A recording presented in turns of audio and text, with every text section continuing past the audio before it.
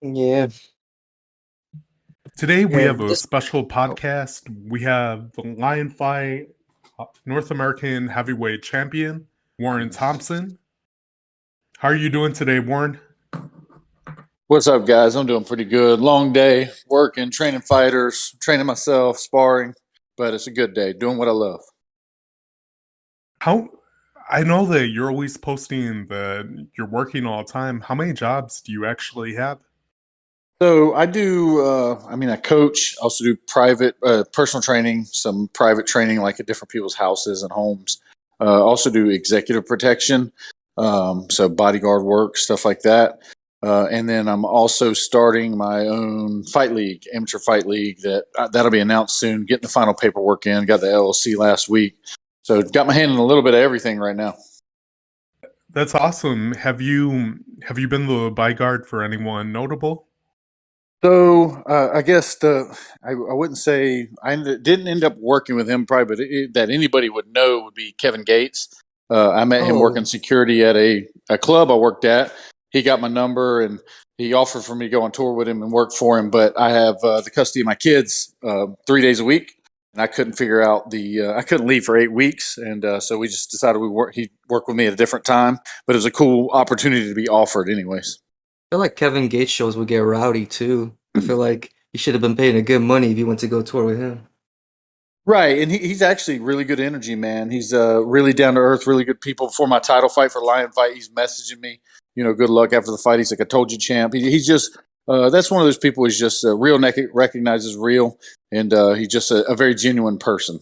Yeah, he looks like it whenever he like gets into interviews. He looks like a good dude. Really is. He really is. So hopefully, get to work with him in the future. A little bit. Right now, I work with. It's honestly, I like where I ended up with it. Working some in the corporate side of things, and not so much in the entertainment industry side of things. So one of my clients now, he's like a CEO of a major company. So I'll be with like last week. We went to Mercedes-Benz Stadium in the owner suite of the Falcons owner suite, and it was literally like I really wasn't doing much security. I'm just there. So get to check out a cool game and really had no problems. So. You got to cover your nose from all the cocaine dust around with the Yeah, corporate gigs. I mean, him really not so much, but that is prevalent with some of those clients. Yeah. Warren, can you tell us about your amateur career? Yeah, man. Honestly, so how it started with me is I played high school football, stuff like that, but I wasn't terribly a great athlete. I was just coming into my prime or getting athletic, 17, 18 years old. Bam, senior year, time to graduate. Didn't have enough time to catch a footing to get good enough in any of the sports to go to college. So I was down here, moved to Atlanta to go to college, was in criminal justice, going to school and lifting weights. Big, strong guy. A guy at a party saw me. He said, "Hey, man, I work at a fight gym. I think you'd be good at it." He's like, "You're big and athletic." He's like, "Come try your hand." And I think he saw pretty quick that he was like, I would go in because everybody thinks they can fight. I could fight on the street a little bit. I go in that gym, I got the shit kicked out of me by every 150-pound guy in there, and it woke me up. I'm like, oh wow, I love this. So the next day, I went and signed up for 3 years. A year later, I'm fighting, and just fell in love with it. So I fought 5 amateur fights, won the WK North American title, and then um, actually it was the WKA North American Championship Tournament. That's what it was, title. And won that. There was a big tournament in Virginia. Won that, and then turned pro the next month. How many fights did you have in that tournament? In the WKs, Yeah. two. Okay. But get this. So it was a setup bracket. I was supposed to have 3 fights. Get there. One guy sees who's in the bracket, pulls out. I fight the second fight. I actually ended up only having to fight once. Fight the second fight. I break my ankle, head kicking the guy, but knocked him out.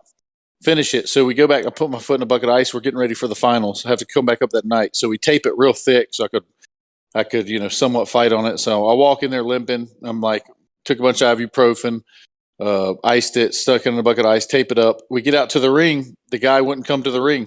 They offered it back to the guy I'd already knocked out. He declined. So I won it off one fight, 2 forfeits. Damn, not bad.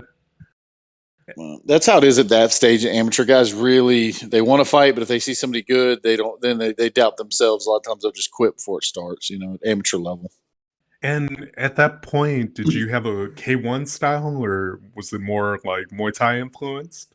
Muay Thai influence. My first coach was Kumpan. He's Thai. He owns Bangkok Boxing here in Atlanta. But at the time, he worked for Knuckle Up, the company I work for now.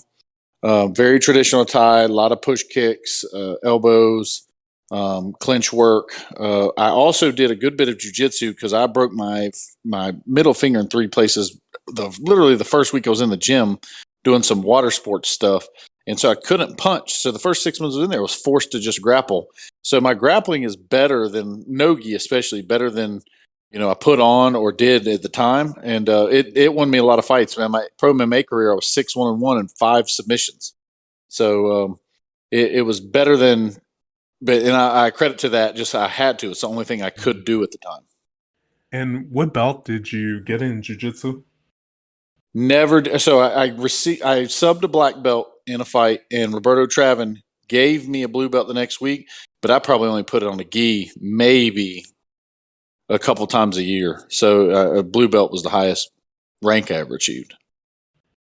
When you first went pro, was it in kickboxing or was it in MMA? My first pro fight was MMA. I did actually no timeout. My first pro fight ever was Muay Thai.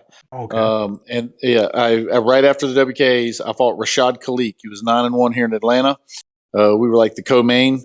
I beat him by KO round 4 and kneed him and knocked him outside the ring unconscious. They woke him up, pushed him back in. This is back then you could really fight. And we fight again. I hit him again. The ref stops it the second time. And so that was my very first one was I guess it was a TKO. It was a ref stoppage. It was a Muay Thai fight. Okay. And then how long after that did you fight Chidi? I can't pronounce it. Nojikwani. Yeah, that one. Nojikwani. Yeah, Chidi's really cool guy. It was a couple years right before I went on the Ultimate Fighter. Oh man, that fight has a story behind it. So that was at 185. So Chidi fights 170 now, I believe. He dabbled at 85 here and there, but really walked about 190. He wasn't he's tall, but not very heavy. And Saxon, his coach at the time, is friends with Kumpan, so they set it up. And I knew he was a good striker. I'm a good striker. While I'm cutting weight, and I'm bigger, I always walked at least 215, cut to 185. So I was cutting weight, and I was 7 pounds out, and I came out of the sauna and went to pee. I was standing at the urinal peeing, and I guess I passed out from cutting, passed out, hit my head on the urinal, and cut my eye, about a 1-inch cut in the corner of my eye. So my partners there were like, "Oh my god!" And dude, fighting is just my life. So I'm like, "What do I do? What do I do? How to do this?" So we super glued it. I'm like, "Okay." So we got 7 more pounds left. I was like, "Put me back in the sauna. Don't let me out." So went back in the sauna. We kept going 20 in, wrapping towels, 10 out, 20 in. And I made weight. The doctor was like, "What happened to your eye?" I was like, "Oh, well, a fingernail got caught in it, and it ripped it open." He was like, "Man, it's kind of bad, but still, yet at that time, you could get away with a good bit more prior to 2010 than you can now with doctors." He's like, "All right, we'll just monitor the fight." And so I said, I have to get on him fast. And I said, I really don't like to take people down off the rip, but I said, I'd rather a strike. But I knew if he hit the eye a couple of times, especially with his good elbows, I said, they'll stop the fight. So as soon as it came out, we touched gloves. I hit once, got him a takedown. He missed a triangle attempt, and I got a Americana on him, maybe 60 seconds into the fight. Nice. Was that the game plan going into it, to work the ground with him?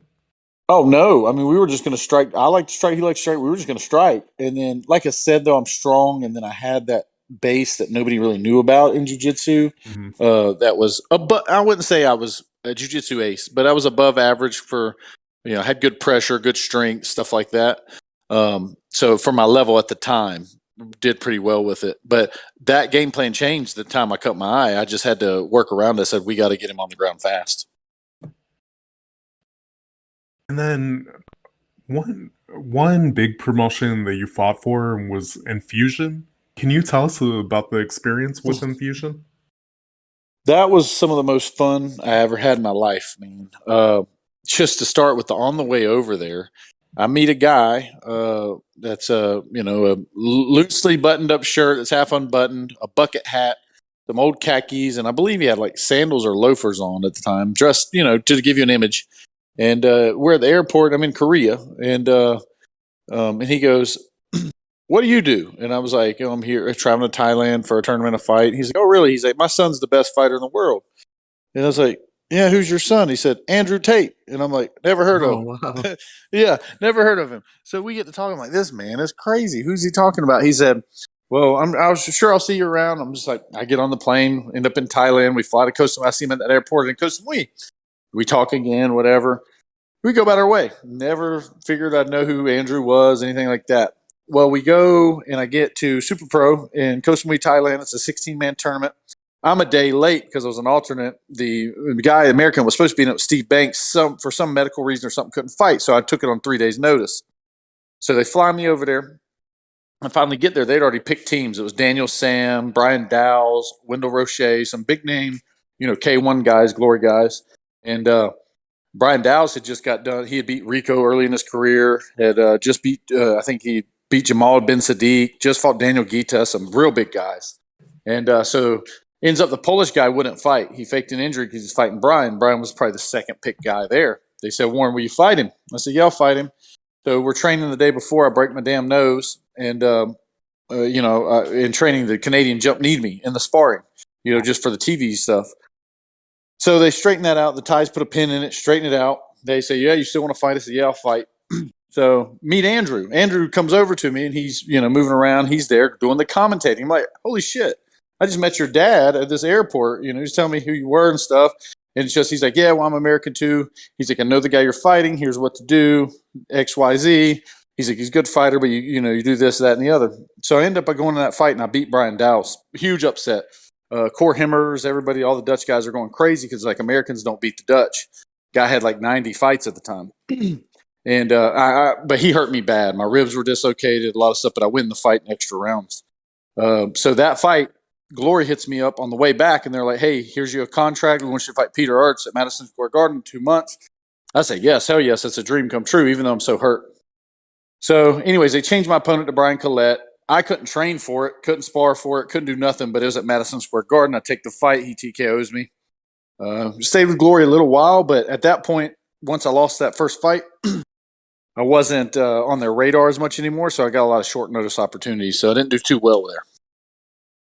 Now, what was the strategy that Andrew Tate told you? Basically, he was telling me how hard of a kicker Brian was. So offsetting with the teep, keep the distance more. He's going to pressure. He'll walk into the push kick, walk into the jab. And he was vulnerable for, I believe it was the left hook. And that's what I ended up dropping him with a left hook. Same thing that Gita had dropped him with. Okay. Was he a good kickboxer, Andrew Tate? Andrew was very unorthodox. So if you watch him hit pads, it looks like shit, right? Mm-hmm. But if you spar with him or move with him, very unorthodox, very fast, very explosive, good side kicks, good power. He's a character, just like he went viral for being crazy. He's a character like that in real life. We'd be at a bar, all three women be after him. He'd just, he'd talk his shit and then leave. That's just him, and they're all after him like that. He don't have to try, man. I'm there to tell you. I'm sitting there. 3 of them sitting there. They're all after Andrew. Gets up and leaves. Why'd you leave? He's like, "Well, I already banged 2 of them. The other one's ugly." I'm like, "Damn, well, that's just him." So, but it is what it is, and it's funny. I never thought he'd be going viral, like just being himself like that. But I know he does get a little extra with it, for the views, I'm sure. But he's funny like that in real life. Do you think he would beat Jake Paul in a boxing match? So I do not know. Andrew's added some size. That can be a detriment if you're still not training, keeping your timing. And he wasn't a boxer, and he hasn't fought in a few years. Now, has Andrew beaten a couple good guys that I know about, like Wendell Roche, who's a hammer? Yeah. So he's beaten more good fighters than Jake Paul's seen in front of him. But just with that time off, I can't really truthfully say. I think Jake Paul has a good right hand, and from me watching him, has pretty decent boxing. I think a lot of fighters or a lot of people like to discredit him. But from what I've seen on tape, he's not bad. Now, are we looking at a high level boxer at this moment? No, but I don't think he's bad as people like to portray it either. Okay. And when you were on Infusion, Was that a reality TV show or was it just It regular was. match? Okay. No, reality show. We're there about 2 weeks. What it was, they'd take us around. Had girls there too fighting, and then the guys, and we all lived in this Thailand. It's weird. It's like a 2-story motel. And we all stayed there together. Would do different events like play basketball, race go kart, all kinds of weird shit. And they'd film it, and we were broken into teams, like teams of 4 or 5, and each team competed to win events. So it was kind of odd, but it was cool. It was really cool. It was a great experience. That's probably one of my favorite experiences of my fight career was going to Thailand and experiencing that. China was really cool too. But the people over in Thailand and the weather and the scenery and just the history behind that, it was a lot of fun. Did you fight in China as well? I did. I fought Sanshou kickboxing in China. My last amateur fight. Actually, so I forgot about that. I actually had 6. It was right. They paid me, but it was as an exhibition. That's how they kind of got it done. So I didn't have to pay taxes or was able to bring money back into the U.S. So it's kind of a weird situation. So they're like, we'll give it to you as exhibition, as like a gift. And that way you still don't have to turn pro, but I ended up turning pro anyway. But, went over there, went up to go to the Shaolin temples, all that sort of stuff. This has been probably 2008 or so. Mm-hmm. It was 2007, something like that. It was a really cool experience. And what's the difference in the Sanshou rules versus like K1? Yeah, and you can find this fight because Glory, I think, ended up signing this guy too. But basically, the guy kept fucking wrestling me. Like all the striking is similar, minus they'll catch kicks or they can single leg takedown you. So he got several takedowns on me. But as far as all the significant strikes, I was winning. But then he'll catch a kick, run you the ropes, take you down. So that's the biggest difference is some trips and takedowns that I noticed. And I couldn't understand even the ref in the language barrier. Okay. So I clinched him and kneed him in the head once. And he's yelling at me and doing his hand to the head. I'm like, I have no idea what's happening. And then also with the reality TV show, who were some of the women that were on the cast? Do you know offhand? Oh, yes. Vicky Church, Julie Kitchen. And her sister's real big in one now, Amber Kitchen. So Julie's her older sister. I'm trying to think. And then I can't remember if Julie's her sister or mother. I think it's her sister. But, and then who else? Hedzi Gurge's his wife, Denise Kleinholtz. She was in Bellator. She was one of them too. I think she won it in the women's side. Okay. Julie was just a commentator. And then, so with your first fight against a European fighter, in your opinion, what makes them different from the United States style of kickboxing? Hands down, 2 things: pressure and experience. They fight everybody. They're not scared to bring the fight, and they also just have so many more fights. So it's an uphill battle. I'd win a fight, and then, man, it's like you don't have – in the amount of time we'd have 1 or 2 here, they have 5 there. It's just so many more shows, so many more opportunities. And that's hard hill to climb, especially like going to Glory after that. I wasn't ready for Glory per se yet. Okay. I was very inconsistent, if that makes sense. So it took me – by the end of Glory, I was about ready for it, and it was just it was an uphill battle at that point. And you also fought on Ultimate Fighter Season 11, right? Yes, yep. But I fought Kyle Noak, Steve Irwin's bodyguard, and Noak ended up being Australian. He ended up being in the UFC for a long time. Great guy, bloody-ass fight. Had 23 stitches. He beat me by decision. But that was a cool cast. A lot of good fighters came out of that year. Court McGee, Chris McCrae. Who else? Chris, he just fought in PFL. I'm shorting on his name right now, but 4 or 5 guys, they Kyle Noak, that went on to do pretty well in the UFC and off that season. What was your favorite moment from being on the cast of Season 11? Man, honestly, that one, I was only there about a week and a half because I got beat, got cut. They sent me home. it was just the experience, like literally walking into the Palace Station Mhm. and calling my mom and saying, "Hey, Mom, I know you told me to quit fighting and get a job 4 years ago, and here I am on the cast of The Ultimate Fighter. I made this, you know." Whose team So are you on? doing it. So I would that season. This is how they did it. They picked 16 of us, but you also had to fight to get in the house. So it would be down to 8 of us, and then they would pick the teams. Does that make sense? Yeah, okay. Yeah. So it was a little different aspect that year. They didn't take everybody that year. It was a small, definitely a different style that year, which sucked for me. But honestly, with that cut, I would have been able to continue anyways. I was on a 45-day suspension, so regardless, I was screwed. How did he cut you? A downward elbow. I was in half guard on the bottom. I went to push his knee down. I was on the left part of my body was on the cage. He was in half guard. I went to push his knee down to recompose guard, and he just drop elbowed me. Yeah, right in the center of the forehead. And after that, what caused you to walk away from MMA? I thought at that time he exposed a little bit that my weakness was not jujitsu. My weakness was the wrestling, the tie-in game. And then I fought again, fought Dave Vitkay. He out-wrestled me and beat me. Shortly after, I fought another fight. The guy tried to wrestle me. I beat him.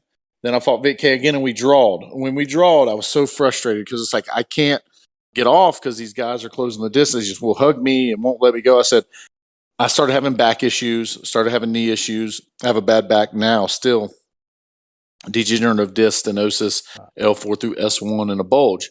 And every time I'd grapple or train, I'd hurt it, couldn't walk, couldn't pick up my kid. In 2015, I said, I'm not doing this again. So I stopped training jiu-jitsu, stopped training wrestling. I went all striking. I said, I'm going to do this. I'm just going to do striking.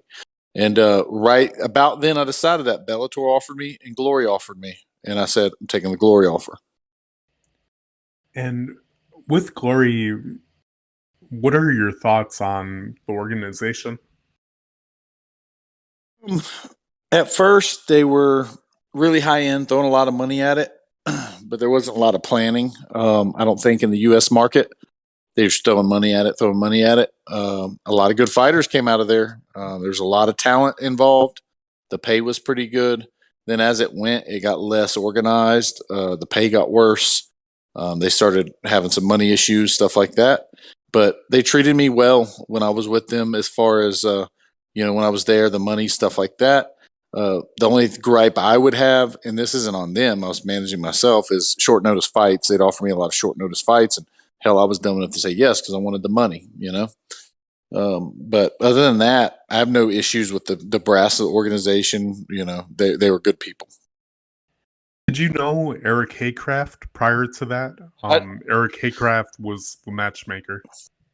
Correct. I do know Eric. So after I signed with Glory, my initial contract, I ended up hiring Eric to manage me some for about a year.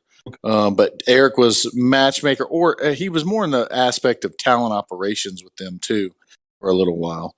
But yeah, Eric's a good guy. Did you ever train with Eric? So Eric trained with my coach at the time, Manu. I never trained with Eric, but I know Eric well. I've known him, through when I was an amateur. He used to bring guys down to Atlanta. Brent Weedman fought Douglas Lima, one of my training partners. So I knew of Eric for many, many years, but never trained together, but just, cordial. And then we're friends. And then we worked together for about a year. How many years did you train with Douglas Lima? When we were 18, we started together at Knuckle Up Fitness. And then after that, we would all meet. He had his own gym. I had mine. We would all meet at Roberto Travin's or the Cooler, Brian Stan's gym, or Drew Cow's gym. And we would train. And him, Diego, me, Brian Stan, Drew Cow, all the Atlanta talent would meet once a week, twice a week, and do these open mat sessions, grappling or sparring. Several years, many, many years. Back then, did you know that he would be like a world champion? Oh, we had a good room. You got to think at 18 years old, listen to these names. At 18, 19 years old, it's me, it's Douglas Lima, Diego Lima, and Todd Duffy, all in the same gym at that age. I mean, and everybody knew. I mean, we were beating grown men up badly. So everybody knew if everybody, stuck to it or whatever. And Chike Lindsay Ajuda, who was a real big, who fought Yodson Clyde, he was in that gym. It was just a Eddie Walker, Fault and Glory. He was in that gym. It was like a who's who. Jucal, Roberto Travin. Trying to think of who else was even back then in it, but a very good stable of guys that in and out of that gym, or at least in the cross training of gyms around there. Yeah, that sounds like sparring would be crazy, almost like a Oh, guaranteed and concussion. Junior Assunção and Rafael Assunção and Freddie Assunção, the Oh, wow. brothers, they were all there too. Yeah. Damn. Then- Rafael Assunção was my very first no-gi jiu-jitsu coach when I was 18. He was a young man. I bet he wasn't 21 at the time. Yeah, crazy. No wonder you got so good at jiu-jitsu. Yeah, we had great people, man. We really did. We had some hammers, you know. And then back to Glory. How would you like rate your time with them? Like how I performed. Yeah. 2 fights. I'd give myself 1. The Mike Lemaire fight, I had a torn MCL and I won that just boxing him. I'd A+, just off effort alone. I knew I had to win. I won, and he's a tough fight. Yeah, Mike's a beast for sure. Yeah. Rob Thomas won that whole fight, and I got stupid at the end. And this will come into my fight at BKFC a little bit. We'll talk about that later, but there was 28 seconds left, and he rung my bell a little bit, and I'd beat him the whole fight. Had him rocked several times. He's from Canada, was training out of Joseph Vadalini's gym. And this was a qualifier. Whoever one of us was going on to a 4-man to qualify to fight for the belt. Well, this was at 185. He rung my bell a little bit, and I kind of chuckled. I remember thinking to myself, like, oh, man, you got me a little bit. I'm going to get you back. A smart fighter would have backed off. I went after him, and I got knocked out. And woke up, probably the best fight I've ever fought that I lost. I woke up in the back, and I'm just, beyond myself. Like, what did I do? And that's when I started having, some of those concussion issues. And funny enough, he retired too from concussion issues. But that fight turned it around for me and smartened me up some. And the other fights I had with them were short notice, or I was hurt, and they were Fs. Every performance other than those 2 was an F, 100%, hands down, no excuse. Okay, and there was one knockout video that the Glory, they actually like tagged Or Zinedine Himmerlane. Yeah, but what I took away from it, they actually like tagged your name in it. So I kind of thought that maybe you had an issue with them, because there's been plenty of people that have been highlight reel finished, and Glory doesn't put them on the headline. Am I right in thinking that? So I don't know, right? So that's what was big. A lot of people had an issue with that weren't even in relation to me. They're like, "What?" Here's the thing that should be said about that, and I'm glad you brought it up. I don't have an issue. What happened, but they don't tell the whole backstory. I took that fight for them. They flew me up there on 3 days' notice to be an alternate. They said, you won't have to fight. I said, good. I haven't been training. My hand's hurt. I tore the sagittal band in my hand. I can't make a fist. I can't fight, but I can make weight. They said, okay, nobody in our alternates have had to fight. The guy who was supposed to be an alternate canceled. I said, I got it. They're going to pay me $2,000 just to come watch the fights. So I get there. The Manny Mancha misses weight by 9 pounds. They said, Warren, I go out drinking the whole night before. I'm not training. I didn't think I'd have to fight. They say, hey, can you make weight? I said, I'm already underweight. I'm 206. I haven't been lifting, haven't been training. My hand's fucked up.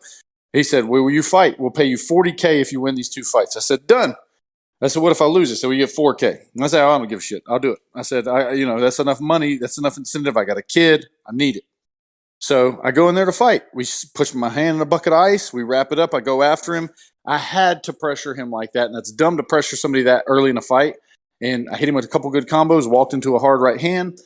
The right hand, I've been hit harder by Cody East. I've been hit harder by Steve Walker. Put me to sleep. Art Parker. All these guys hit me with cleaner right hands. The problem being is I was dehydrated from being drunk.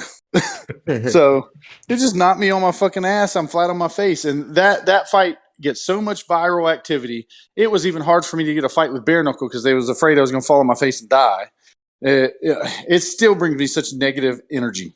And I just wish the whole story was told behind it and the context. That's it. What happened. Just tell the whole story.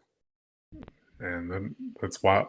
So BKFC, they tried using that as leverage when you were negotiating? Yes, and still do to an extent, but uh, honestly, they had a guy in BKFC pass away, I guess, and then took a dive, pretty much fell on his face the same way I did, Yeah. and whatever that, and he passed away sadly, but that doesn't look good. So when you pull up Google my name, Mhm. yeah, you can find out, man, I fought everybody, man, I fought for some major organizations, but that video you talk about, it looks like Glory went out of their way to really make that the number one thing you see of me on. So just like you say. So that was a little hard for me to get past. Now that I've gotten some wins, I've been on a good win streak the past couple of years, and I've changed the way I fight. It's kind of getting put behind me, but it's still, like I said, it's still on Google, it's still up there, but it happened. It happened. So And fuel for me. And I'm gonna say something that definitely isn't how you feel. That's fucking bullshit for BKFC to use that as leverage because they have people that are 0-0 without any amateur experience making the walk into the fights, and someone who's a veteran of the game like yourself. That's ridiculous for them to even mention that because if you fight enough fights, you're gonna lose, right? Yep. That was my argument too when that was brought up. And I said, look, each guy fought. That guy right now is ranked fifth in the world in his weight class in Muay Thai. I said, I'm ranked 10th. I said, I'd fight him again. But I said, you look at my record out of the 40 fights, 20 of them have been against top 25 in the world competition at the time, ranked. Like, how many people are doing that? Not a lot. Oh, not at all. So then that should never be used against a fighter. And I'm sure they did it to justify lower pay, because then Of that course. seems to be the common theme when they have anything negative to say. So then after Glory, you actually retired for a little bit, right? I did. I was having some concussion issues, anxiety attacks, depression, and I just didn't have the fire anymore. And couldn't figure out what I wanted to do. Like, it was like, man, I don't want to start back regional, like, and work my way up again, And I took a couple years off. And it's funny, you take a couple years off of just lifting weights. I got bigger. I was like having fun doing that, making I feel knives, and like then my friend Bolo. you have to mention the weight difference between when you started Oh versus yes, how okay, what was the heaviest that you got up to? 263. Ah, damn. Yeah. And it was I will say it first. I got up to about 250, kind of chubby, and then I was like, "Damn, I got to get this under control." Lost back down to about 240, then gained back to 263, pretty muscular. And then Bolo was getting some offers, and Lion Fight said, "Hey, we're about to put a heavyweight fight tournament on." They were going to look at Bolo, and Bolo fought here and got me back training with him. And I was like, "Man, I can do that." They said, "Well, will you fight Cody East out of the UFC? He's the number one seed." I said, "Of course I will." And so I started working out and got down to the time that fight, my first fight back. Nobody thought I could win that fight because I was on a little bit of a losing streak with Glory at the end, and I came in and I took it. He was even talking shit. I couldn't take his power, this and that. I took his best shot. He had me looking like a guy off the Goonies. One time, there's a picture, faces like crooked and stuff. I took his best shot, and then I almost knocked him out in the end, and tore his leg up real bad. Ended up beating him and took out their number one seed, and that's when it put me back on track. I was like, okay, I beat a name, somebody I shouldn't beat. Now I'm back in business. So I was supposed to fight Stripling for that heavyweight title. Well, then Lion Fight calls me. It's 9 days out. COVID shit's going on. Stephen Walker is their champion right now. Champ. Cruiserweight, super cruiserweight. His fight backed out, and it's in Boston. His hometown sold all the tickets. 9 days left. They said, Warren, if you'll do us a favor, we'll bump your pay up, and we'll guarantee you it's still a heavyweight title shot because you earned it. But will you step in and save this show? And I had 9 days, cut 25 pounds. I said, I will gladly do this because Steven's my friend. I said, he deserves a fight in his front of his hometown. They went through 10 opponents trying to get him an opponent. He's that good. People deny and say they'll do it, quit, back out. Couldn't fly people in that they needed to because of the COVID restrictions. Mm-hmm. So I step in and do it. I gave him a good fight. I beat him in round 1, round 2, 3. He's beating me up pretty bad. Round 4, he catches me an up elbow in the orbital. I'm on Queer Street, don't know what's going on. Head kick drops me. I go to get up, and the ref's hand is on my back. He didn't give me an 8 count. I'm like, man, I can get up. He's like, no, you're done. I'm like, I'm not done. I'm not out. I'm fine. I was off balance from the elbow still. He's like, nah, man, you're done. So I'm like disappointed in that. But I talked to Steve. Steve helped me break down kind of what he did. He said, man, He said, you were just forward pressuring me with that Dutch style. He's like, I was timing you. We broke the tape down pretty good. And he helped me out. He said, you'll win that heavyweight belt, Warren. He's like, just change a couple old things. So I get back in the gym. I hired a new boxing coach. We take this bare knuckle fight in between versus Art. I hired that new boxing coach who's working with Philip Rowe out of UFC. I think he used to work with Mike Perry some. He worked with his brother was an IBF cruiserweight champ. Jared Gooden, all these guys, and he totally teaches me footwork for the first time in my life. And it changed the game with me because I'm very athletic. So we go against Art, and Art comes to me, and Art's like, man, I had no idea you could move like that. And nobody did. So it really just blew the top off of it for me. And then I won that heavyweight belt with Lionfight. And what kind of drills is the coach having you do to implement the footwork? So I shadow box every single day, 6 rounds every day, and I jump rope every day. And we base a lot off of just it's base, dude. And the thing is, it's so basic, but it's paying attention to foot action and toe pressure and what you're pushing where and pulling where. It's just without going into too in depth with his strategies or details. It's more basic than you think. But I've never had a coach stand there and tell me your toes wrong, your toes wrong, your toes wrong 55 times in a session. You know, Right. like he's fixing the little stuff, and that makes all the difference in the world.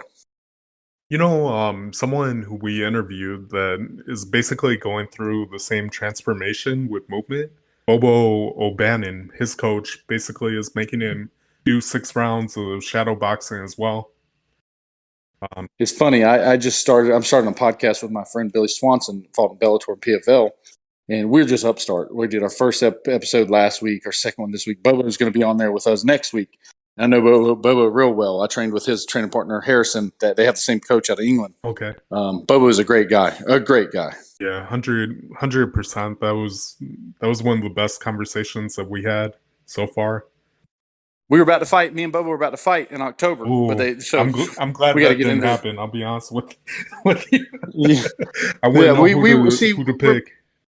We're both family men. It would have been business, and we just shook hands after. But you know what? We both be trying to there kick each other's ass when the bell rang. But we both said yes to each other. Mhm. I said yes first. He didn't know they had my name. I said, Bobo, they didn't ask you to fight me. He said, not yet. So it comes out they had been the whole time matching him and Ben Rothwell up, but didn't tell me. So Rothwell said yes, and that left me shit out of luck. I'm like that. So I don't even know. It was kind of frustrating to me. I was just kind of being on a backup at the time, I guess. But I think I bring a little bit of a different dynamic to the BKFC. Yep. And that is skilled boxing and boxing footwork and strategy in, out, left to right, not just brawling. And that's going to I've had so many people reach out to me, Mike Perry, Lorenzo Hunt, all those guys say, man, at heavyweight, you have such good footwork. It was good to see. But I don't know what Feldman and them really want from it. They just want 2 sluggers in there at heavyweight, or they want to bring in some of the boxing fans that want to see some of that skill work too. I don't know. I'll give you some insight on that.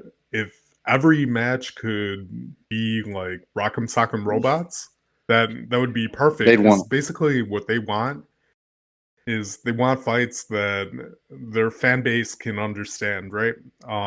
With you moving. Yep. When you've already had like 10 Bud Lights in the stands, they're gonna be booing because they're gonna say that you're running. Yep. And it really is a shame because I feel like the sport won't advance until they acknowledge the people that actually do the sport correctly. 100% agree, and exactly what some of the interviews were interviewing Feldman, and he wasn't super giving. He was like, hey man, good fight, you won, good performance, you did your game plan, whatever. He wasn't upset at me or anything like that. But when they interviewed all the I guess that Susan lady does interviews for them, and after, they were like, Warren displayed the best footwork we've ever seen from a heavyweight in there. And he was like, he kind of had to come along and acknowledge it at least, like, hey, yeah, he did. You know what I mean? That was something we haven't seen somebody move like that, that big. So I think that's a good thing. At least some of the people like you guys that follow the sport, that talk about the sport, acknowledging that will help elevate the sport. Because the skills eventually the bloodthirsty two rednecks in there brawling ain't going to pay the bills. Eventually, people are going to want some more skill, want the pool to be deeper. Yeah, I definitely agree with that. Hopefully that time comes sooner rather than later. Agreed. So one thing that you mentioned while you were retired is you were dealing with depression. How did you overcome that? So at first they wanted me to take all these big pharma pills and stuff like that. And for a while that made me feel like a complete zombie. I hated it. So I got where I was just trying to do more stuff like spend more time outside, work out, eat healthier, THC, CBD, and Kratom. I heard about on the Joe Rogan show. Okay. And I tried Kratom, and it blew me away with what it did for my anxiety. So, and pain relief. I could stop taking ibuprofen before training for my back. And so I'm a big advocate of Kratom myself. I took it a month. I said, all right, I'm going to stop using this to make sure I'm not too hooked on it. I got withdrawals about like I would caffeine, just so I'm honest to everybody. I got headaches for a couple of days, felt like shit, and then I felt okay again. So if you are going to take it, just beware. You would be, is slightly addicted to the rate of about like caffeine, for me. So if anybody is going to use that or listen to this and try it. Okay. And then another thing, when you were retired, you actually you had a pet pig, and yeah, Pumba. I know recently you had to give it away. Do you have an update on how Pumbaa's doing? Yeah. So, okay. So I went through a divorce about 6 months ago. And my ex-wife got the damn pig, but Damn. I still get visitation with Pumba. I go see her, in truth, I will say this. I had to move into an apartment. She kept our home. So it's really a good thing. She kept her there for the kids. I was going to have to rehome her to a family friend. And that my kids wouldn't have been able to see her as much. So it's good in the fact that she did, because now my kids can still see her. And she gets to be in the only home she's ever known. So it's not all bad. I still get to see her once a week. When I pick the kids up, Okay. I go over there, I give her some treats, a honey bun, something like that, pat her on the head. She's doing well. Okay, good. I'm happy that Pumbaa's doing well. So another question that I have, there was one fighter, his last name Stripling. Yes. He's like gone on record of talking bad about line fights. What happened with that fight? So, because I know you guys were supposed to fight, that ends up getting canceled, and then you end up fighting Steve Walker. Yeah. What? That was because they gave. I know, sorry to cut you off, but I'm pretty sure you know why they canceled that fight. Yeah, and why did he turn on the promotion? Okay, so why they canceled that is because the whole show was going to be off. If Steve, the main event and the main ticket seller there, he sold all the tickets at the house, so he's packed that place out. He had to have a fight. Well, Lion Fight didn't. I said, hey, I'm supposed to fight Joe in 9 days. Take care of him. As long as he gets another replacement fight and gets paid so he can feed his family, I'll do this for you. They found him a replacement. Actually, a training partner of mine was one option. He had 3 options. Turned them all down, said nobody was good enough to fight him. Oh, wow. Was the same pay and everything. He turns around and tries to blow Lion Fight up about that. And believe me, it was all in, because I would not have taken the Steve Walker fight if he was not taken care of, because that would be the wrong thing to do for me in my conscience. So I would never pull from a fight unless he was taken care of monetarily. He was getting another fight, and we were guaranteed our heavyweight fight later. Well, then when he did that and then started talking bad like I did something, it pissed me off. And then he made a comment even after I won that belt, like, we know who the real winner would be. Here's the thing. I ended up blocking him after that. I will never fight him. I'll never let him make $1 off my name. Why? He's never beat not one top 20 opponent ever, but yet he talks about his ranking. He lost to Cody East, yet he talks about his ranking. He doesn't deserve a title shot. He won't ever deserve a title shot from me, and I won't ever give him that opportunity. He fabricated 90% of what he was talking about in that situation and made it personal for no reason. And he is one of the very few people in this sport, especially in Muay Thai, that I dislike. Okay. Yeah, I didn't. Yeah, I didn't really understand the reasoning for that, but Right. he, I guess he was claiming he was really ready for me, and I think Mhm. he was in great shape, and I think he was. I really think he was, and I understand his disappointment. I wasn't really super happy to be cutting 25 pounds on 9 days either, but I'm also understand the sport is greater than me Mhm. sometimes, and I was like, man, we none of us have a fight if I don't take this fight, you know. So that was my thinking on it, and I felt he just didn't respect that, didn't respect what I tried in my mind to do for him, and then really tried to tarnish my name in turn, and I didn't like that from him.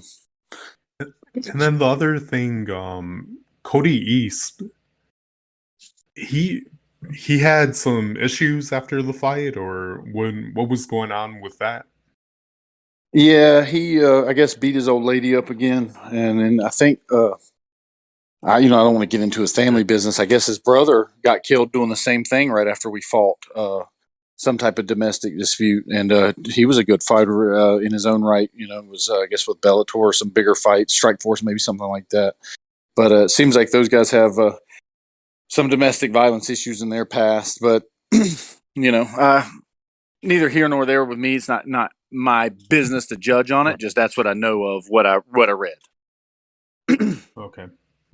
And then one other thing that I wanted to ask you about Glory was I heard a rumor online that Glory wouldn't be able to sell out events in Europe.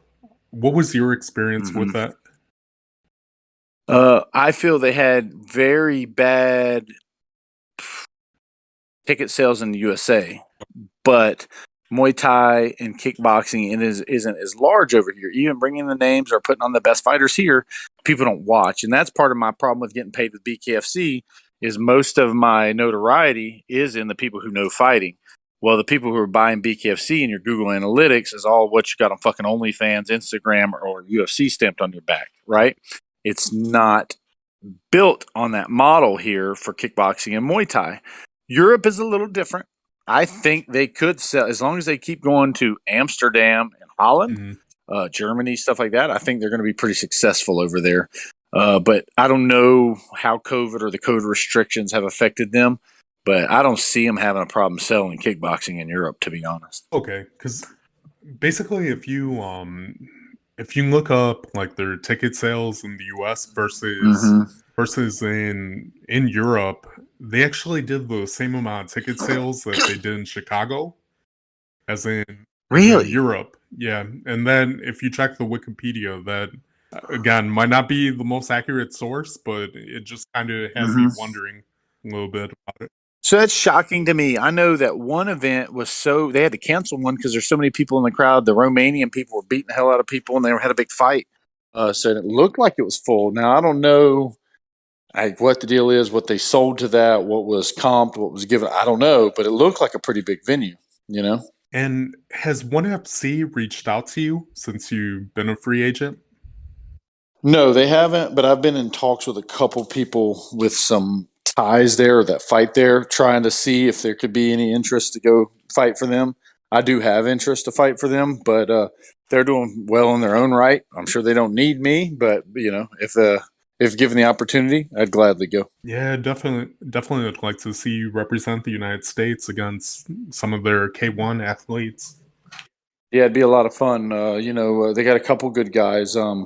My friend Guto Innocente, he's over there. I talk to him fairly regular still. He's good people. He was in Glory. He beat Brian Dow's, the same Dutch guy I beat. He beat him. Then they have Anderson Broderick Silva, the big Mhm. Anderson Silva. He's with them. So they got some good talent over there. They really do. Man, I've been trying to reach out to Gudo. Me and him, we used to talk all the time, and now that I'm asking him to go on a podcast, he doesn't even read my messages anymore. So if you talk to him, tell him to stop dodging me. But hey, get on the podcast. Man, it's funny. I'll say this honestly. I used to not do any podcasts and stuff like that, and not because I was just being mean. It's just like, man, I don't really want to stumble on my words or get asked questions. I don't know what I'm talking about, or I don't know if it does me any good, really. In the truth, now as I age, one, they're basing pay off your Google Analytics? What if you post this and for some odd reason it goes viral and bam, I'm getting paid? Or a young fighter stumbles on it and can hear some of my stories and better make his decisions or guide himself through this process. I just think it gives back to the sport a little bit, All right, so I have an idea how you could go viral. We just have to talk about your Andrew Tate experiences and post it Yeah, on yeah, Instagram. right. Well, I did ride on a moped with Andrew Tate, our two big asses on one little moped, so that'd be pretty cool to talk about. Oh man. But I'm not all flash. I'm an honest guy. I'm a genuine guy. I fight hard. I'm constantly trying to evolve and grow and take tough fights.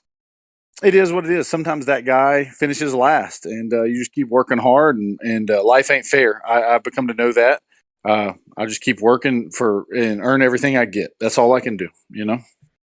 And you fought at the Ultimate Fighter, you fought Infusion, Glory.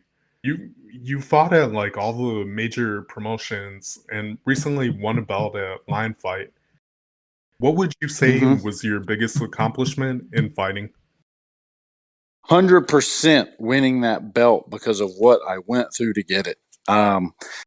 Everything accumulating through 17, 18 years of doing this, the injuries, the being told no, getting knocked out and going viral for being knocked out, to BKFC not wanting to let me fight, to winning that fight, to then going on the Lion Fight and it finally materializing to beating a pretty damn good top 10 ranked world guy to do it. That was the Canadian the WBC Canadian champ, to beat him and do it in good fashion. That was the biggest moment of my life besides having my kids. And it almost puts tears in my eyes talking about it right now. And it may sound like bullshit to everybody, but when you devote your entire existence to something, like there was times where I had no money, times where I'm like stressed, like shit, my car's broke down.